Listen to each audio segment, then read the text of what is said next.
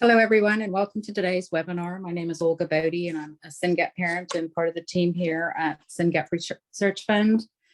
Our presentation today discusses one mom's journey parenting her son with SYNGAP1 related intellectual disability through the author's book, More of Everything. And I have the pleasure to introduce today's speaker and author, Janie Reed. She is mom to 3 adult sons, one who has a rare neurodevelopmental disorder. And JR, as she likes to be called, has a PhD in human genetics and devoted her parenting years to family, including her nonverbal and self-injurious son, 21-year-old Joey, who was diagnosed with SYNGAP1 at the age of 16. As a developmental biologist for most of her career, she spent her time observing and analyzing data from as many perspectives as possible, and she couldn't help but bring those habits to parenting all her children. Excuse me. As a volunteer at SynGAP Research Fund, JR helps other SynGAP families understand their genetic reports through meetings with academic and industry scientists. She helps the SRF leadership team determine the best way to accelerate the research and development of treatments for SYNGAP1 disorders. More of Everything is JR's short memoir of accepting her son and herself. It is available on Amazon in both ebook and paperback formats.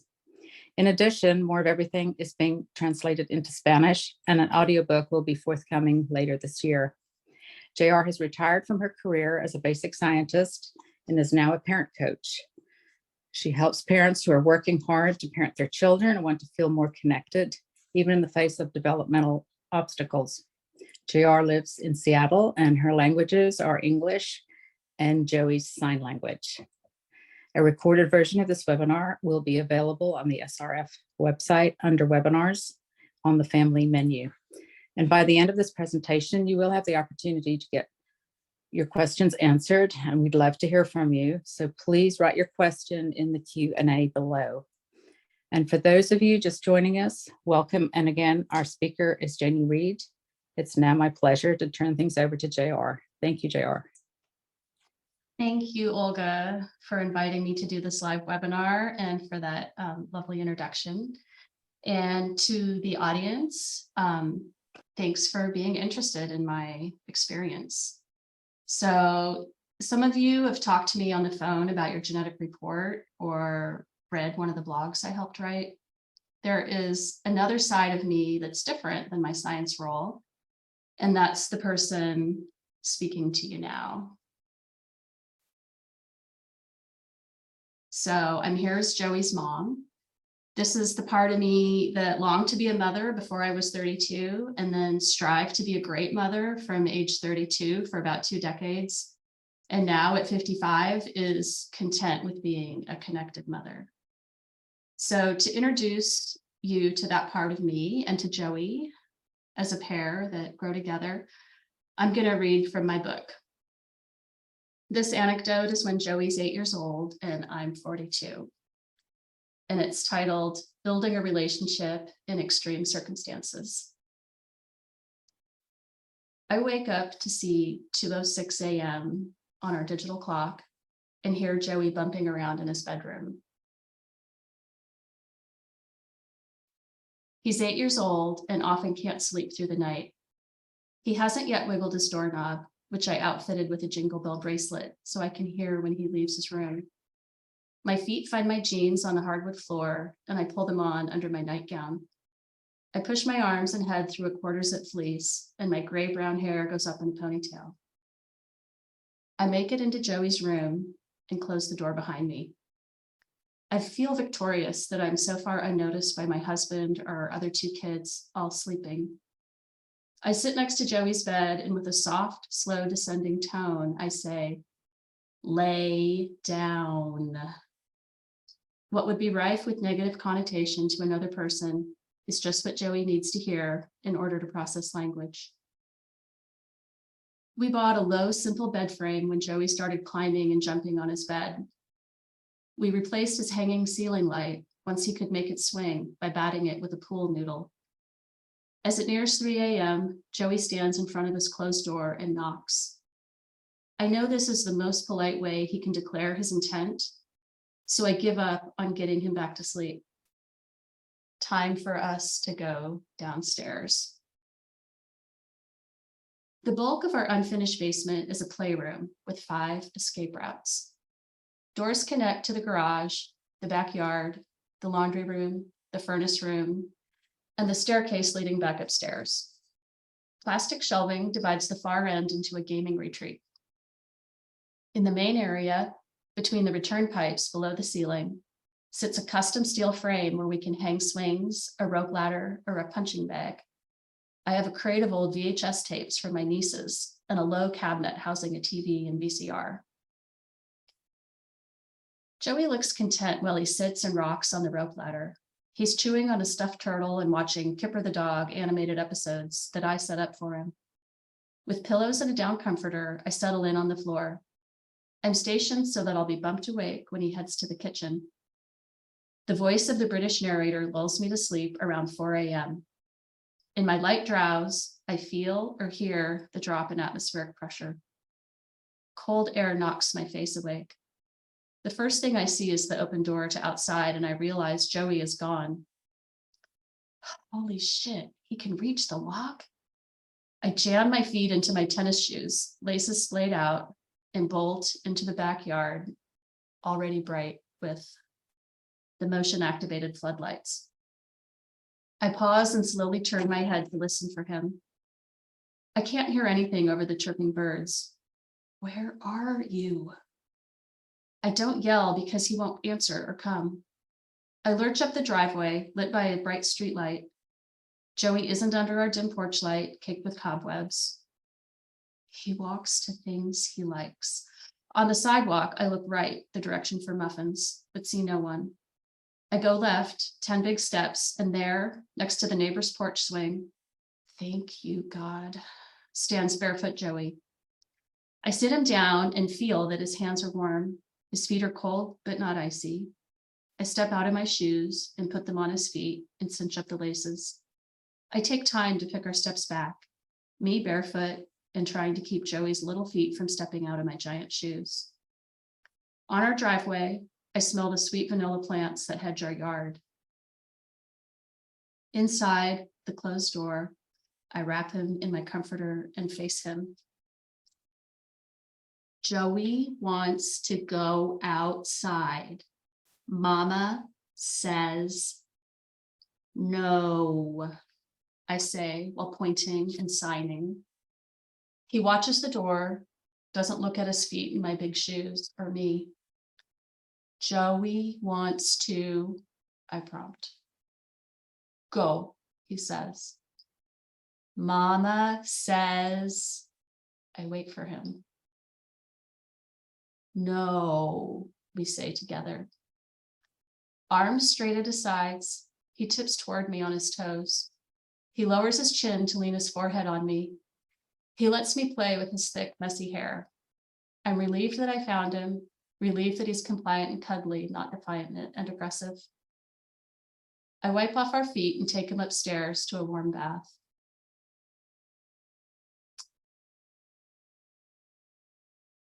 I'm still upset with myself that he was able to get outside. The echoes of my fear pulse through my head, as if I'd been calling his name. Joey's warm and dry at 4:35 a.m.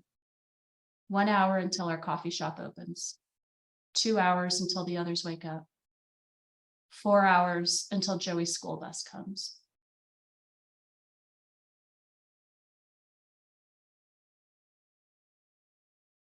Looking back, it was easy to lean into Joey's hugs and to help him choose different types of swings. It was hard to have so little sleep. It was easy to love and appreciate his sense of humor. It was hard to see him do repetitive movements that others describe as aimless. It was easy to learn from our favorite therapists and feel like I had community for a few hours a week. It was hard not to have friends who understood what we were really going through. It was easy to be proud of all my kids. It was hard to know how much time to spend with each of them. Joey didn't sleep much, but I always tried to protect the sleep of his brothers and his dad and hope that they could thrive. I napped during the day when I could. Lack of sleep at night eventually prevented me from holding a part-time job, even while the kids were all in school. For me, a chronic lack of sleep resulted in reduced cognitive abilities, weight gain, and bouts of depression and anxiety. My takeaways. I have 4 here, but I'm only going to read takeaway number 3. I felt like a martyr when Joey was young. It felt good for a short time, a real badge of loyalty and hard work, but it's unsustainable and isolating. So to the caregivers out there, I want you to consider this. Do people say to you, OMG, I don't know how you do it? Or you're amazing and exactly the right person to care for sweet little one. Or I could never do it, but you've got this. People trying to support us are often bewildered, nervous to say the wrong thing. And so common tropes get reinforced. They sound nice, but they don't end up leaving me feel supported. In a session with Angel Aid, which is a really great organization, I was part of a discussion about this. I came to realize from the great professionals there and the wide range of rare moms participating that this language separates us from our tribe. It puts all the responsibility on me alone, and others get to feel good for their supportive words without actually helping. Feeling separate, different, special, it fed into the idea of being a martyr on my own, sacrificing my own hobbies and friendships, then my job and my health, and finally my safety and self-worth to not only parent and connect with my son, but to try to cure him. The overpraise of me said that I didn't need help. What we actually need is sleep. We need friendship. We need honest conversations without judgment. We need to feel similar to others, not separate. It can be hard to find supporters, and contributing to how hard this is, you know, we're part of a rare disease, right? There's not that many people. And we're at different stages. We're all at different stages, and there's variation in how we experience our disease. And there's variation in our family structures and our family values. So finding people who support you sometimes it can happen by accident, but for me, it didn't really happen by accident. It was something that I had to try at, and I had to let go people who sounded supportive, but weren't helping even when I asked for real help. And I had to find people who could have those honest conversations without judgment. For me, that's what it was. That's what I needed. I'm not saying that's what you need. I'm just saying that's what I needed. So my experiences parenting Joey have changed some of my thought processes. And I like thinking, I like knowing what I'm thinking.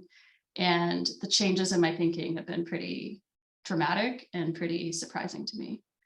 So I'm going to tell you about 4 significant changes to how I think about my role in Joey's life, or what's going on.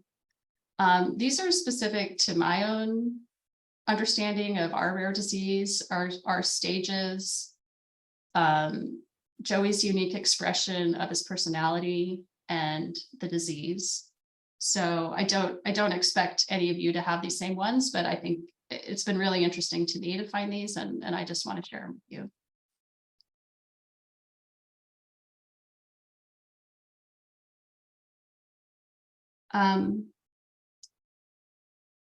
So Joey had sleep studies when he was quite young, and he was diagnosed with obstructive sleep apnea. So he had his tonsils and adenoids removed.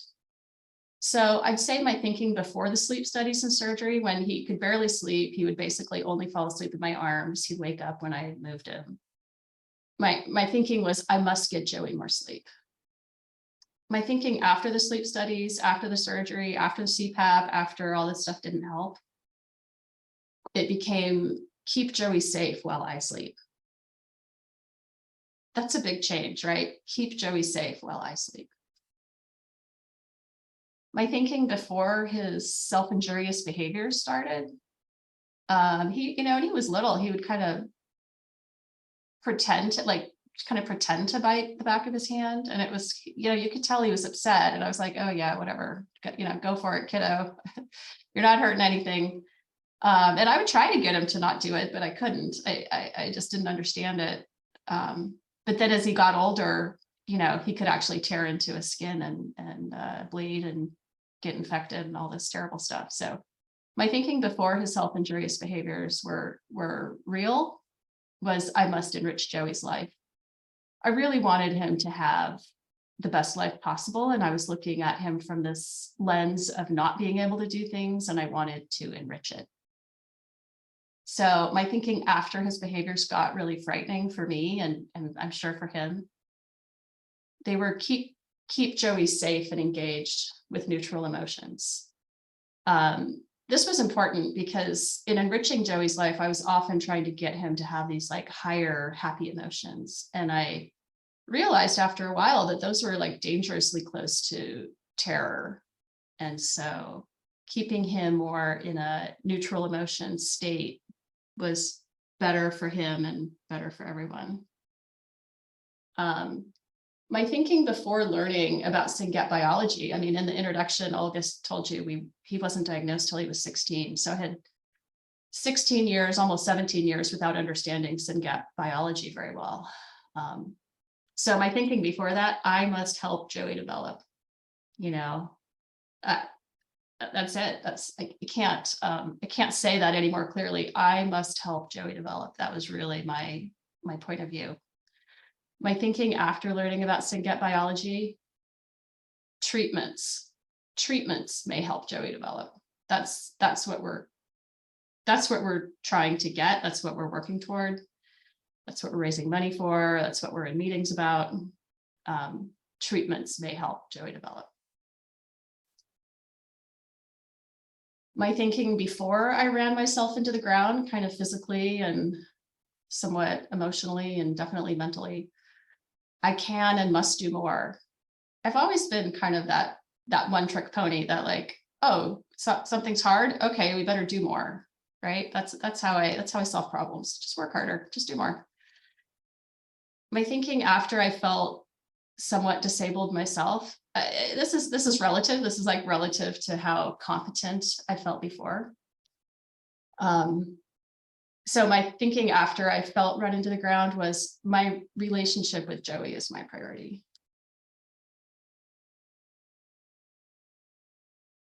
I just want to kind of summarize these. My frame of mind in my kind of before times is a large dose of responsibility plus a helplessness that it's not really working. And so my intentional framework that I use now in my sort of enlightened, I'm going to just call it my enlightened times, is this. And I don't expect this to be yours, but it is for me. What is my unique role? And for me, it's our relationship. That's it. So this point of view grew over a lot of years. I didn't just wake up one day and realize this. It took me kind of a long time to come to this idea. And one of the points was when he was 6. And I just want to read you a little bit of this vignette called How Are We the Same? So the questions we ask age 6, how are we the same?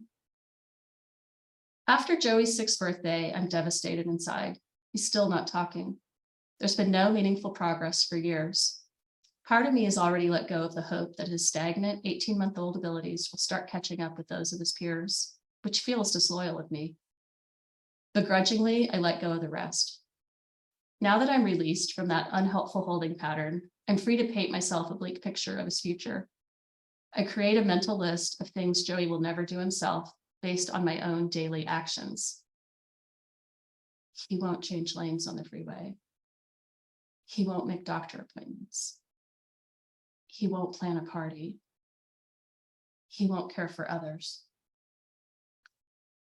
Every thought makes me sad, and I'm ashamed for dwelling on them. I stay in my grief for a while. I don't share these thoughts with others as I'm embarrassed to be grieving something that's been obvious for so long. I finally get fed up with my sorry self, endlessly listing numerous ways we're different, and ask a better question. How are we the same? I don't even have a realistic guess. But I reason that there must be some non-trivial ways we're similar. So I think about how I can find them. I consider what activities Joey likes and wonder why. I know he loves going to the gymnastics center every week with his classroom. They say he especially likes the balance beam. So I start looking for things for him to walk on when we're together. A log, a curb, a painted line on the pavement. I lead him to each mock balance beam, tap it with my shoe and say, up. He holds my hand and walks on the narrow linear path. To my surprise, he participates in this activity at every opportunity. By watching him, I realize that his level of engagement is interested, but not intense. And his level of competence is okay, but not perfect. He's having fun with a small challenge. I think about my own activities and how I like throwing a neighborhood tea party, something creative and beautiful that isn't daunting. I remember how struggling to learn to play bridge was grueling and how I'm glad I stopped. I realize we both appreciate frequent opportunities for appropriate challenges. There are simple ways to feel happiness right now, not ways to improve. I think about when Joey looks the most relaxed and at peace. I see it whenever we're outside in the woods. He walks among the quiet, immobile trees, shaded from bright sun, or sits in the soft dirt and fallen leaves. He's satisfied and engaged. When he's in a pool, bouncy and grinning, he pushes the water, splashing. Like everyone else, he relishes sensory joy. His neurological differences make some common environments uncomfortable for him. Joey squints under the bright overhead lights in a school gym, but he can't indicate his pain or irritation, and so he throws a tantrum. He insists on turning a ball cap so that the brim doesn't shade his eyes. Once I supply his teacher with a bucket hat for him to wear during indoor PE, Joey's aggressive and self-injurious behaviors in the gym vanish. He can enjoy his favorite subject at school. Watching Joey enjoy his time in the forest or a pool has prompted me to spend more time doing things I enjoy that aren't necessarily productive, like arranging fabrics or yarns from my stash just to see how the colors and textures look together. Knowing about Joey's sensitivities makes me more accepting of my own.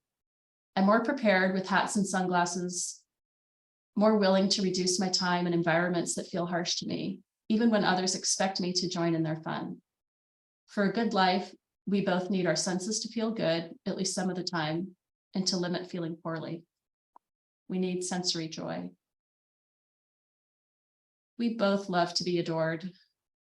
In addition to his immediate and large extended family, Joey interacts with many different caregivers, teachers, and therapists who delight in him. He accepts hugs and he connects with people who share his sense of humor and his enjoyment of song mashups. I've always felt driven to develop and maintain close personal relationships, and I love being understood and appreciated. That we share this need is the least surprising to me, but I need help to figure out how to best foster a close relationship with Joey, where we can both enjoy each other and feel adored more of the time. I'm relieved to have identified meaningful ways we're similar. It helps explain our best times together. I use the information to guide our daily interactions and strive to include all three: appropriate challenges, sensory joy, and authentic adoration. Looking back, knowing how to simultaneously accept and work on Joey's development evolved as I learned more about Joey, myself, and the world. I've worked with him on communication, cognitive tasks, emotional regulation, daily routines, physical development, fine motor development, sensory play, and so much more. The shift to working on our relationship does not mean I don't care about helping his development. It just means that I've relaxed my constant search for improvements. I still notice and celebrate these when they happen. I just don't feel defeated every moment that they don't happen, which is most of the time. By concentrating on how we're similar, I find it more fun to plan our time together, and I find it less exhausting to spend time together. I try to make sure we both have appropriate challenges, sensory joy, and authentic adoration.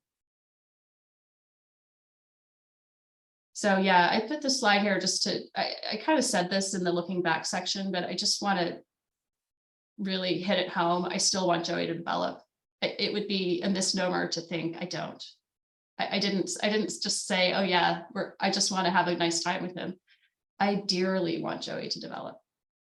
But I focus on our connection because it's how I have success and how Joey feels honored.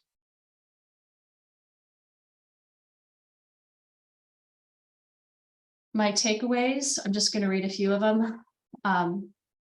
Thinking about what Joey loves and why he loves it proves to be a good use of my time. Shifting my focus from how I can help him to how we can have a good time together might sound indulgent, but I think it's actually great parenting. And when we're aligned and happy, having a positive experience together, Joey feels it. Saying, you're so great and I'm proud of you, doesn't communicate that to him, especially if I'm tired, sad, frustrated, or scared.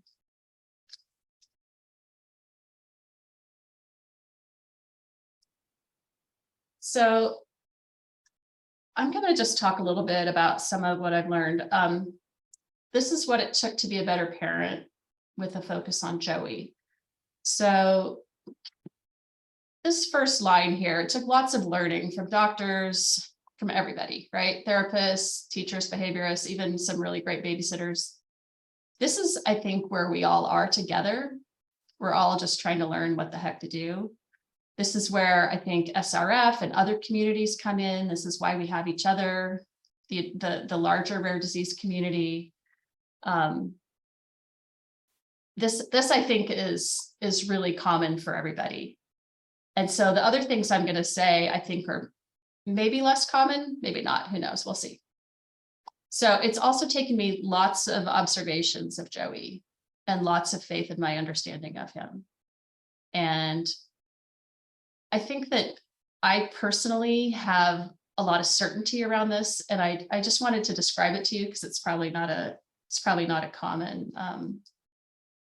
common thing.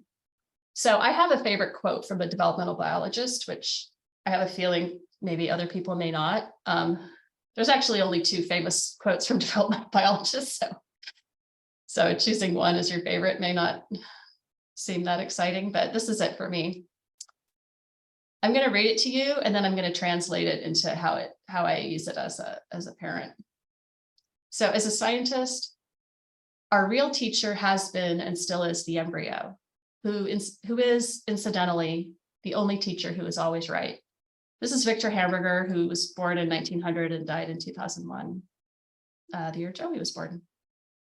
What he's talking about is watching a fertilized egg become an embryo. Let's say we're just looking at vertebrate embryos.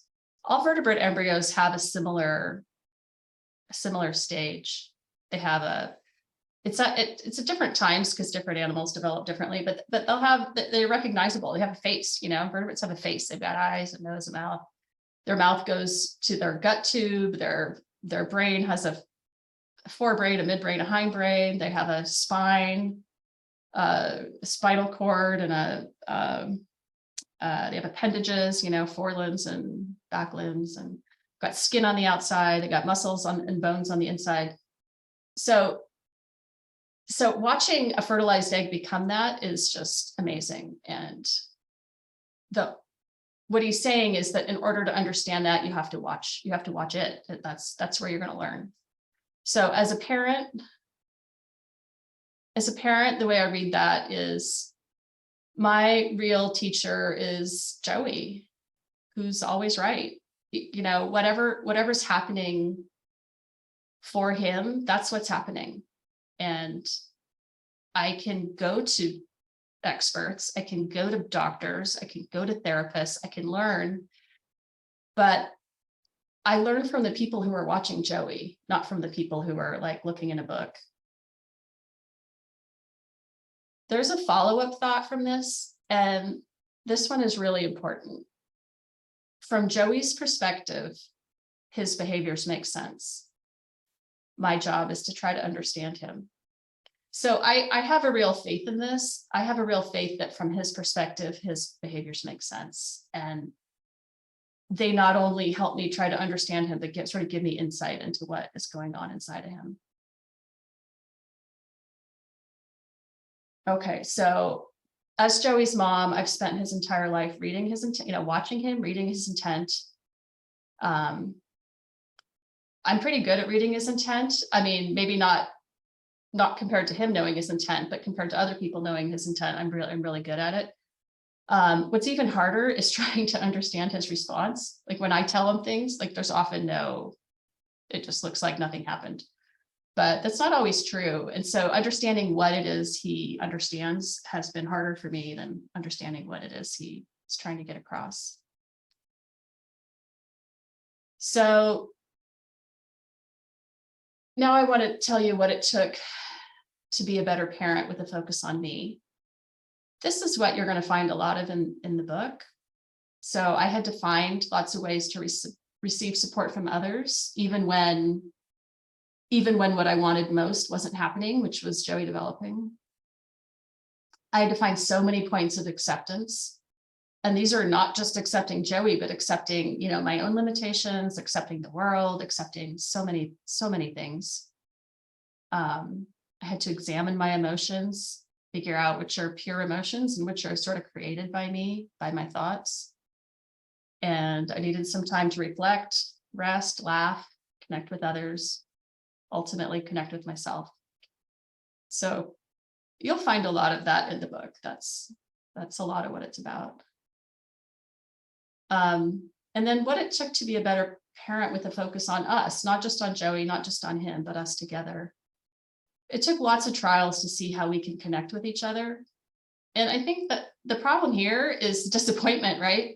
Like we try, and then it doesn't work. And it's so disappointing. And so trying to get over that disappointment and just say, focusing on the things that do work. That's I think that's the part that's hard to overcome. It's not hard to try. It's hard to get over the disappointment of all the ones that don't work. It took observations to see what we both enjoy when we're both fulfilled. And the difference here is like, usually you're just trying to see what Joey enjoys, see when Joey's fulfilled, right? Like it takes a real shift in thinking to add myself into the equation. That's not necessarily, I mean, I could tell when I'm bored, but I don't really necessarily notice when we're both having a good time, and practice having a good time. Actually practice having a good time with him was important too. And then this last one, practice at using humor, using pauses, using gratitude. I really learned a lot of this from floor time OT. There's lots of ways you could learn this. Probably some people are not as inherently serious as I am. So maybe people are better at this than I was, but floor time OT is what really gave me an understanding of not only how to do this, but why it was important, and showed me how great it was as far as connection goes. So, I think something weird's going to happen here. I think something's going to jump in. Yeah, there we go. So my book is more of everything, how I became a better parent to my child with extreme special needs by lifting my emotional burdens. And the question is, do you want this book? I think if you have an older child with a neurodevelopmental disorder, I think the answer is absolutely yes. The people that have read it, in that stage, it's a definite yes. I think if you have a younger child or a recently diagnosed, it might not be helpful yet. When I was writing this book, I had two thoughts in mind. One was from a writing teacher who said the easiest thing for a reader to do is to stop reading. So if you're reading along and you don't like something, just stop reading. That's tip number one. And then the second thing that I kept in my mind was I really tried to keep this in my voice. I tried to keep this as honest as what I wrote down as like honestly me as possible. So that's what you're going to get. You're going to get some of me there on the page. It's currently available on Amazon as an ebook and a print-on-demand paperback. So it takes a little while to get the paperback because they print them once you order them. And the problem here is that it doesn't go to Australia. So pretty soon I'll have it back on lulu.com. You can do print on demand on Lulu. That's going to go to Australia. The only countries not served will be the ones currently at war. And like Olga said, a Spanish translation is in the works and an audiobook is planned for this year. Reviews really help me and they help more people find the book. So I heard people saying they weren't sure how to do it. If you're on Amazon, here you can buy the Kindle or paperback. If you click on that 41 ratings thing, you get to a new page over here, and down here it says write a customer review. All you have to do is click on that and click on this. And then in the Amazon, so you have to have an account on Amazon. So, and you have to have spent $50 in the last year. So you can still do it if you have a verified purchase or not. So like this person had a verified purchase, this person didn't. You can say your name, you can just say customer. And even if you don't want to do any of that, you can just click helpful. If you find some of the reviews helpful, click there. That's a nice thing to do. And so I just want to leave you with one little bit of Joey. This is Joey. He's 21. He's walking into his apartment to go home, and this is how he dismisses me. If you can read here what he does, but I'm just going to let you hear what I hear. Ooh. Bye-bye.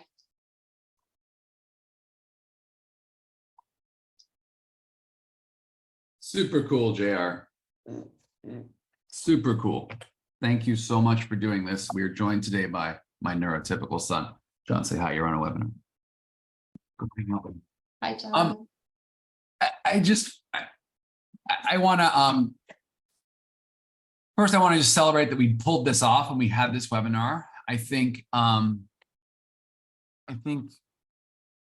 this is going to become something that we all refer other parents back to, and I'm going to politely disagree with you. I think parents of any age should read this, because somebody with a 9-year-old SynGAPian, your wisdom and your insight can really help me think better about how I spend the precious time I have with Tony right now. But I don't want to say more than that, other than deep thanks and great respect for what you've done and what you've shared. And I want to encourage the other parents on this, and anyone in the audience, frankly, if you want to put your questions in the chat, or if you want to speak, you can raise your hand. I'm sure people have responses, or if you just want to admire JR for what she's done. Any comments? Or people just all? Well, while people are thinking about it, JR, I want to ask you, what was the what's been the biggest surprise since you put this book out?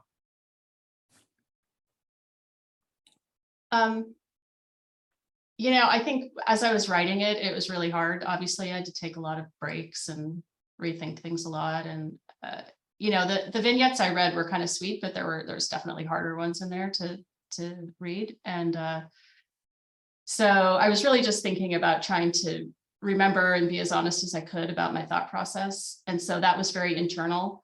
What's been amazing since it's been out is how people I've heard from so many people, and they have all said to me something that I did not knowingly put in the book.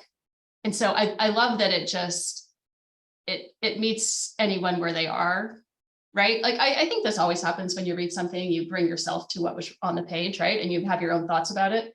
But that's what has been stunning to me, is that people weren't kind of scouring it for me, but they were scouring it for themselves. And that, I have to say, has been just really, really gratifying and amazing to me. It's made me feel really good. And it's helped me know other people, right? By them talking to me through this sort of conversation starter. Yeah. So there's a few, apparently the chat is disabled, and I have no idea how that happened, but there is a Q&A on the bottom, folks. You can put comments and questions in there. So I'm just going to read a few comments. One person said, "This is great. We truly appreciate it." Another mom said, "I don't have a question, but read your book after the conference and appreciate your honesty and everything you shared. I can relate to so much of what you said since my son is almost 17. Very, very kind comment. reading it, I could hear your voice. This is such a perfect message for us parents. I agree with Mike. At any age, really, you can always let it simmer and come back to the message later. And then we actually did have one question. Any advice for getting friends and family to read the book? That's a good question. Well, you can buy it for them. That often doesn't work. You could just like read a little bit to them.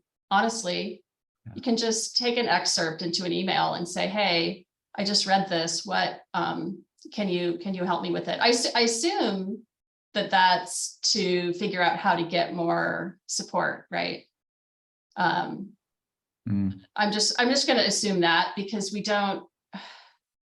I think it's really common for us to hear people say these really kind of common tropes about how great we are, and that isn't necessarily helping.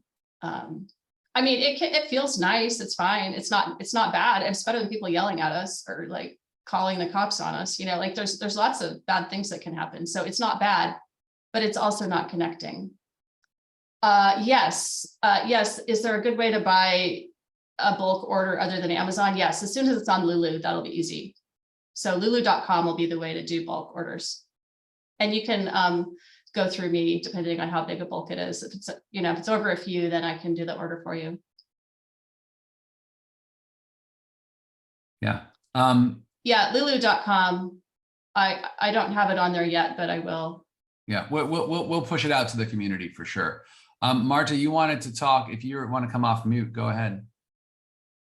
No, I just want to say that the chat wasn't working, but one thing I have in common with JR, and I appreciate that JR put it in very nice words, and give this book to the community, because it's very helpful to know that things get better. Your relationship with your kid improve. I have a 20-year-old and I have a similar experience, like every relationship has evolution, but there is a evolution for the good with the relationship with your SynGAPian, even though it's so many things that you go through. And I have you learn to enjoy your kid, and you learn to enjoy the time that you spend with them and the things that they do. Then it's a light to this very hard tunnel that we all go through.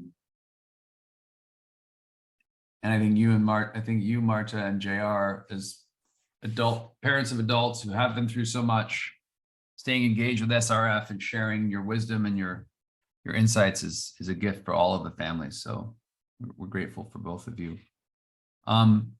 Another mom just wrote in the question, the huge responsibility, but also the huge sense of helplessness really summed up how I'm feeling at the moment. Daughter is only 4 and diagnosed in November with SynGAP. Thank you for sharing your journey. Yeah, man, I remember when my child was 4. We weren't diagnosed till 16. So at 4, I was still being told, "Oh yeah, you might talk by 5 or 6." So that's what I'm hearing from my doctors at age 4. And so I'm just really doing everything I can to help him talk. But looking back, I mean, he's such a sweetheart.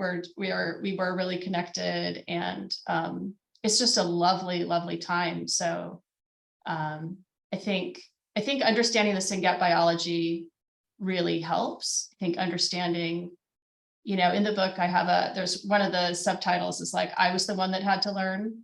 It's like everyone kept telling me, "Oh, he'll learn, he'll learn to eat when he's hungry." Well, actually, no, he won't. He's got some pretty basic biology that's not allowing that to happen. Oh, he'll learn to accept the school day schedule. It's like, actually, he won't. He's actually not going to. And we're going to learn to do something more in line with what is appropriate for his neurobiology. So I think just all the hearing, like, "Oh, he's going to learn." It's like, well, after he was 16, I was like, "Oh yeah, he wasn't going to. He has this non-plasticity in his synapses, So our job is to learn what kinds of environments, what kinds of, again, I want him to develop, and he does develop. He does do some sign language. He does communicate with me. He does do a lot of stuff, right? He does enjoy a lot of stuff. So I'm not trying to make him like his brothers, but I am trying to understand how he can be his best self and what that looks like for him, and how I get the world to get on the same page. Yeah, I want to share a story. I've had the pleasure of working with JR as as an SRF volunteer for I want a couple of years now. It's been a while. And I wanted to share with the audience that JR is really, really thoughtful and smart, in case that wasn't patent. And this is a really precious opportunity to just throw questions at her, because I remember we were together once, and I don't even remember who we were talking to, but JR and I were talking to someone, and the issue of being kind to them came up. And I said, well, what does kindness mean for a SynGAPian? And JR was like, kindness means consistency. And so, JR, I'm going to ask you to elaborate on that in just a minute. It was a very important teaching for me, but I just want to encourage the audience, either in the Q&A or raise your hand and speak. The chance to throw questions at JR is a chance to learn something. So don't hesitate. But while people are pondering that, JR, can you kind of elaborate on kindness is consistency? Yeah. Yeah, it sounds weird, right? Because I don't think kindness is consistency for me. So I think part of this learning experience is it's not do unto others as you would have them do unto you. It's like figure out the other person and what is good for them. And so I think one thing that one really good example that I can show you of a fail for me. And I was just doing my darndest, right? I had 3 kids at 3 different schools. They were private, 2 were private schools, and 1 was a special needs, self-contained school. So we're going all over the place. And I took Joey in the car with me. I took him in the car with me, and I had to take him into the schools with me to get his brothers out. And he really didn't like it. And so I did the thing where I would sandwich every activity he didn't like with an activity he really did like. And so we would, after getting his second brother for the day, we'd go to the zoo and we'd go on the carousel. Well, he loves Mary Poppins. He loves the carousel scene where the carousel's going around and then the horses go off the carousel and then they start running on this racetrack, right? He just loves that. And when he's on a carousel, I think he's convinced that his horse is going to go off the carousel and run down a racetrack. So he gets really, really excited. And then after a while, he gets really, really sort of terror. It becomes terror. It's sort of like an addiction cycle where you like something and then you like it more, and then you like it a ton, and then you need it and it's not really satisfying. And then you really need it and it's still not satisfying. And then you're getting it and you're screaming. So it's like this weird cycle. And then all you can do is extinguish. So anyway, my point being consistency. What would have been better for him was if I had just had a babysitter sitting at home with him. That would have been better than taking him into the schools where he didn't like it and then taking him on the carousel where it was too much. So task demands, extra work, things that are hard, those are bad. Too much of that is bad for him. Like some of that's okay, but too much of that's bad for him. Things that he really likes, too much of that is bad for him. So it's that consistency, it's that kind of neutral engagement. And my kid is one who just would just stare off into space. He'd shut down, he wouldn't engage, right? So I had a kid that was hard to draw him out. And so I leveraged every single thing he liked into communication, into work, into him showing me his intent. So I'd give him a tiny bite of chocolate ice cream and get him to say more, and we do that 100 times in a row, right? A little cup of ice cream, 100 bites, he has to say more 100 times, right? And I don't mind that. That was okay because he never went nuts over the ice cream, but the carousel, he went nuts over. Elevators, he went nuts over. Lots of things like that. So I don't know if that totally answers your question, but the consistency, the consistency is sort of like sameness and seeing how they're neutrally engaged. Neutral emotions plus engagement equals ideal life for my son. The two comments have come in. One from SS. Once the pleasure goes to terror, what do you do? How do you de-escalate if it goes that way? Yeah, well, that's just called, in the lingo of behaviorists, you just extinguish it. You just quit doing it. You have to 100% never do it anymore. Every once in a while, we would have to go to some doctor that needed an elevator, but usually we don't. So we usually just don't go somewhere with an elevator. that can be hard depending on what the thing is. Sometimes that's the car, right? Sometimes that's the car. So I think that for all our kids, they have a very good visual memory. And I think that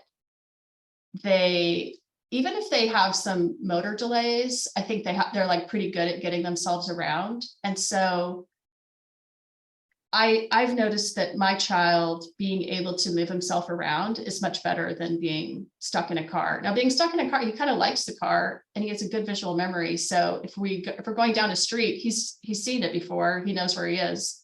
So he might start screaming because he gets to a place where he wanted to go left, but we went straight. So he might be screaming now. I won't necessarily understand why. So anyway, I think that there's a lot of sort of sensory stuff involved with our kids. And I think keeping track of what they're seeing all day is really important. I think they can get overly stimulated visually. And then allowing them to do the things they do well is important. And I don't mean on screens. I don't mean in the two-dimensional world. I mean, in anything they want to do in the three-dimensional world, if that's take a bath. Oh my gosh, we used to have a bath, like, I don't know, I just keep filling it up with warm water, right? Just let some out, fill up some more warm water. You just let it go for a long time. And we do like shaving cream on the wall in the bath, right? Like that's a good sensory thing to do. It's way better to do that for 2 hours than to do screen time for 2 hours. But you have to be careful with the heat and stuff. So anyway, I'm not sure if I explained that, but I'll let Mike keep going here. No, I think that was a great answer. And then just the last comment that's come up so far, because I don't see any other hands raised, is so I think people are really just digesting. This is really such a gift, your book. One person says, JR, your insight is so refreshing and enlightening. It's so hard for me and the world to try and enter our child's worlds and make it better for them / us and have a meaningful relationship. So I've heard you say before, it gets better with time, and Marta reiterated that. But Yeah. What else would you say to that? Yeah, I'd say that I have a favorite photograph of me and my son, and he's about, let's see, I guess he's 14. He looks tiny. He looks very small for 14 because was delayed growth then. But I'm standing on a beach and on a kind of like a low tide rocky beach, and he's standing on a big rock right in front of me. And he's kind of like, looks kind of precarious, and he's looking down and he's smiling, because he's like trying to hold on, and his arm is behind me and he's holding on to me. And it's like, I'm smiling because I'm looking at the camera and getting a great photo from this guy that I paid to take our photograph. And he's smiling because he's right next to me and he's standing on this rock, right? So what in here is why is this my favorite photo? Like, it's my favorite photo because we're together and he is leaning on me and he is assuming I'm there. Like he just assumes I'm there. We are like physically intertwined and we're both happy and we're both getting what we want out of the situation. Right. So, now we've had tons of fun times on beaches. And so that's partly why it's so important to me that we're at this beach, because I now have, I've spent so much time with just him and me there, just him and me having fun at the beach. I love low tide. He likes low tide. So it's a nice thing. I think it's really easy to have this connection when we free ourselves up from the responsibility of fixing them.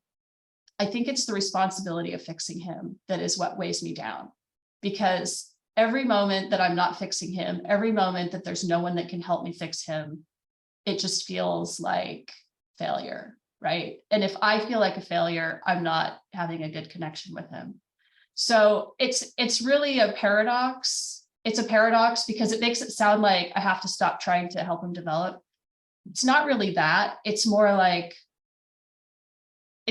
just accepting that this is taking longer than I thought. And when a treatment for SynGAP comes along, it may have a meaningful change.